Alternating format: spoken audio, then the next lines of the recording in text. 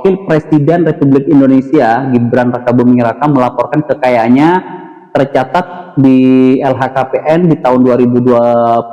Kekayaan Mas Gibran itu naik ya dibanding tahun 2025. Berapa kenaikannya kita lihat bersama-sama. Mas Gibran ini nggak memiliki hutang ya, tapi ingat, Mas Gibran punya hutang janji kampanye 19 juta lapangan pekerjaan.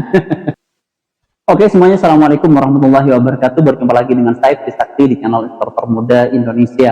Pada kali ini kita bahas sebuah berita ya, dimana ini merupakan contoh yang baik sebagai public figure dan juga sebagai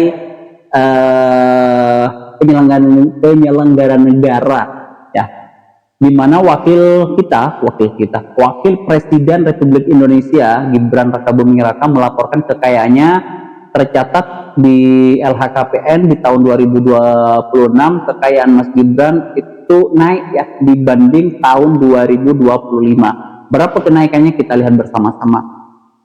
Saya lansir dari a1news.co.id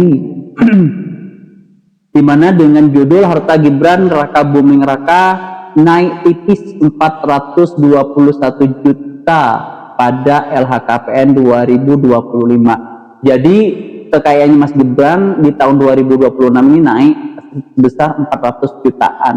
Saya rasa sesuatu yang realistis ya. Jadi wakil presiden katanya naik 400 jutaan selama 1 tahun. Karena saya nggak tahu ya usahanya masih jalan atau sudah tutup. Selain jadi wakil presiden, pastinya Mas Gibran juga punya usaha yang mana kita teman-teman rinci sendiri lah ya. Kira-kira sumbernya dari mana aja, yang pasti naik 400 juta. Jadi kalau misalkan di breakdown, ini nggak ada kerja juga ya. 400 juta itu kalau kita breakdown setiap bulannya, kita bagi 12, jadi per bulannya kenaikannya itu 33 juta kurang lebih sedikit. Oke, kita coba lihat apa aja kekayaannya Mas Gibran, dalam bentuk apa aja.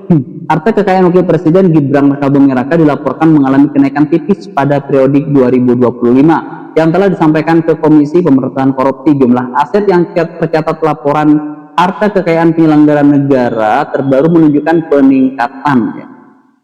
KPK mengkonfirmasi bahwa pelaporan harta Gibran telah dilakukan tepat waktu mengingat batas akhir penyerahan LHKPN adalah 31 Maret 2026.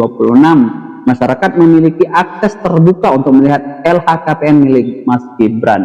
Jadi ini contoh yang baik lah. Jadi sebagai penyelenggara negara harus taat aturan dan melaporkan kekayaannya dan diserahkan kepada KPK untuk diaudit pastinya. Juru bicara KPK Budi Prasetyo menekankan pentingnya pelaporan harta oleh para pemimpin negara. Memang benar ya. Tentu pelaporan dari pimpinan-pimpinan tinggi negara ini menjadi teladan positif, teladan baik bagi kita semua. Bagaimana kemudian kita sebagai penyelenggara negara wajib melapor maupun sebagai aparatur sipil ya. Jadi ya harus melapor ya. Biar menjadi contoh yang baik, jangan sampai menjadi public figure dan penyelenggara negara tapi tidak melaporkan kekayaannya. Gibran menyerahkan LHKPN pada tanggal 23 Maret 2026. Data terbaru menunjukkan total harga Gibran senilai 25.667 juta 654.176 rupiah, naik sebesar 421 juta dibanding laporan tahun sebelumnya. Kenaikan ini juga setara dengan 1,57% ya. Meskipun total hartanya naik, nilai aset kendaraan di garasi Gibran justru terpantau mengalami penurunan. Jumlah kendaraan yang dimiliki tidak berubah, tetap 4 mobil dan 3 motor. Dan saya baca juga Mas Gibran ini nggak memiliki hutang ya.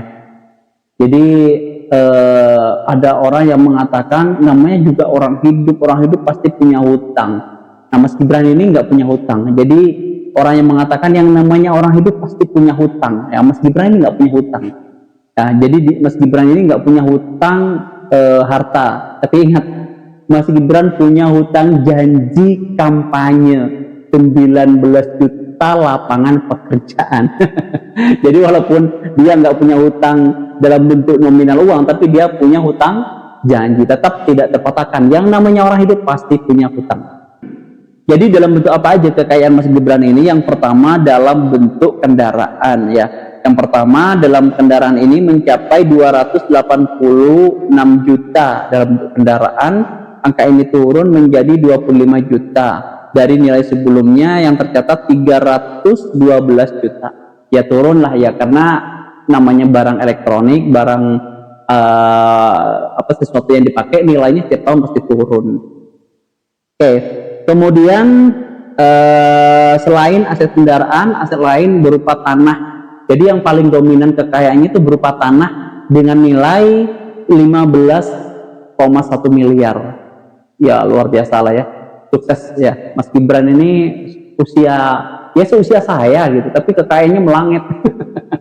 Ya adanya presiden ya. Kemudian surat berharga senilai 5 juta tidak mengalami perubahan nilai. Kenaikan signifikan justru daripada aset kas dan setara kas yang meningkat dari 3 miliar menjadi 4 miliar. Oke. Terus itu ya.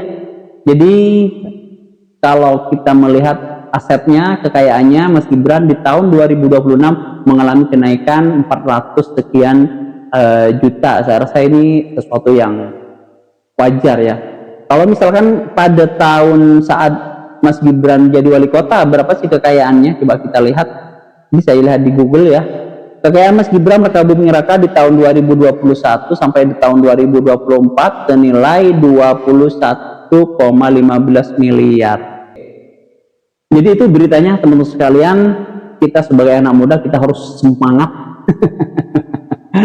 Kita berharap juga punya kekayaan seperti yang dialami oleh Mas Gibran, di mana kekayaannya mencapai miliaran rupiah di usia yang masih relatif sangat muda.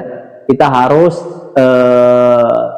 tetapkan sebagai sosok yang memiliki semangat ya, dan